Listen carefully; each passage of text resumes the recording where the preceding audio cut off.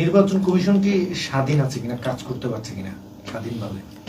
আমাদের মনে হয় না, কারণ আমরা দেখতে পাচ্ছি যে বিভিন্ন নিউজে এসেছে এবং আমাদের কাছে কিছু প্রমাণও আছে যে একটা ধর্মের নামে অধর্মগ্রবাদী জঙ্গিবাদী সাম্প্রদায়িক একটা ইতিহাসের খুনি দল, এরা এই ভোটার তালিকা পরিবর্তনের নামে লক্ষ লক্ষ ভোটার বিভিন্ন জায়গায় ওরা ভুয়া ভোটার তারা সংযুক্ত করছে। এমনকি খোদ রাজধানী ঢাকাতে 20টা আসনে 20 লাখ নতুন ভোটারের নামে নতুন তারা চোর ডাকাত ঢুকিয়েছেন। এগুলা আসলে অরিজিনালি ভোটার নয়, তারা এটা জাল ভোট। এগুলো মানে দেখা যাবে যে নির্বাচন সুষ্ঠু হচ্ছে, কিন্তু এগুলো আসলে ভুয়া ভোটার। তো এইভাবে অনেক এগুলো নিয়ে আমরা কথাবার্তা বলার, লিখিতভাবে অভিযোগ দেওয়ার চেষ্টা করছি, কিন্তু সেগুলোকে তারা কর্ণপাত করছেন না।